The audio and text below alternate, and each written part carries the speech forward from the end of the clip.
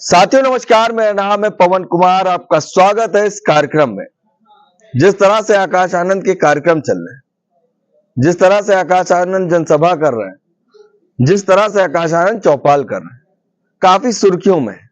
मगर असंध में जो आज बात बोली वो युवाओं के लिए थी। स्कॉलरशिप से लेकर एजुकेशन के बारे में बात की। वही कांग्रेस जो संविधान लेकर चल रही थी, आरक्षण की बात कर रही थी, वो कांग्रेस जब एससी एसटी का मामला आता है तो कोई बयान नहीं आता है। जब एससी एसटी के साथ अत्याचार होता है तो कोई बयान नहीं आता है। जब शैलजा जैसी नेता का जो कांग्रेस को समर्पित है उस पर कोई स्टैंड शीर्ष नेतृत्व, सीधे कहे तो राहुल गांधी का भी नहीं दिखता है, तो चिंताजनक हो जाता है। इसीलिए कांग्रेस पर भी आकाश आनंद ने एक बड़ा बयान दिया है। एक बात और सबसे बड़ी कि अभी हम कुरुक्षेत्र में हैं, कल एक कार्यक्रम होना है, चौपाल होनी है, मगर इस चौपाल और जनसभा के बीच में एक और बड़ा दांव खेला जा रहा है।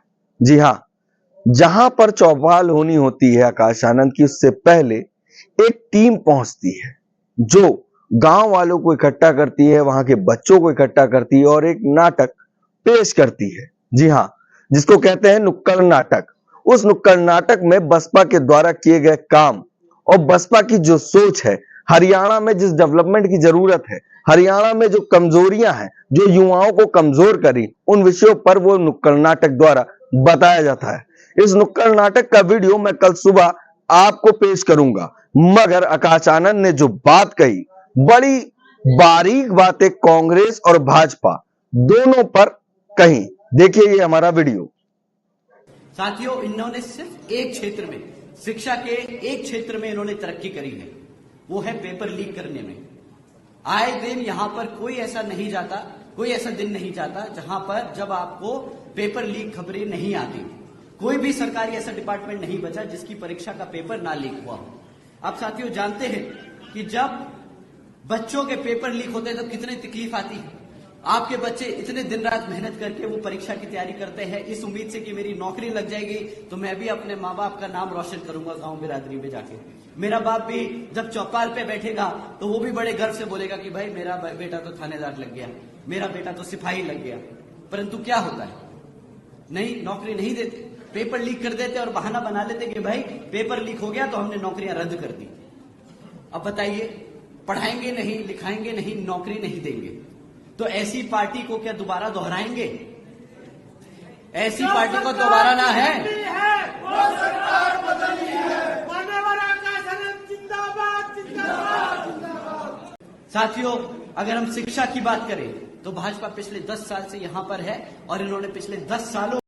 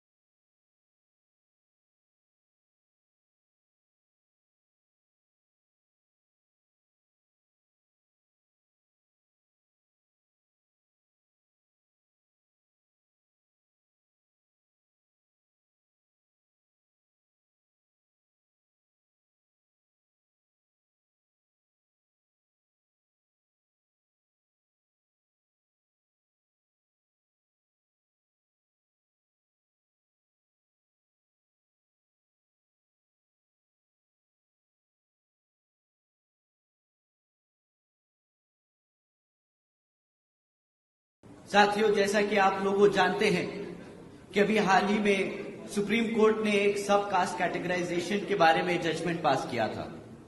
अगर आप लोगों के इसके बारे में नहीं पता तो मैं आप लोगों से दरखास्त करूंगा कि आदरणीय बहन कुमारी मायावती जी ने इस पे प्रेस कॉन्फ्रेंस कर हम सबको आगाह भी किया है और इसी से रिलेटेड हम सब ने, बहुजन समाज पार्टी ने भारत बंद भी किया था कुछ दिन पहले। ये जो जजमेंट पास हुआ है इसको मैं आप लोगों को समक्ष में बताना चाहूंगा। साथियों, अब राज्य की सरकारें SC/ST के अंतर्गत अपने राजनीतिक लाभ के लिए अपनी मर्जी से किसी भी SC/ST जाति को आरक्षण का लाभ दे सकती है और अपनी ही मर्जी से उससे आरक्षण का लाभ छीन सकती है। साथियों, ये कहकर कि भाई ये जातियां पैसे से संपन्न हो चुकी है तो इनको आरक्षण की जरूरत नहीं। अब आप बताइए साथियों, आप सब आरक्षण के मुद्दों को समझते हैं, आरक्षण की मूल भावना समझते हैं।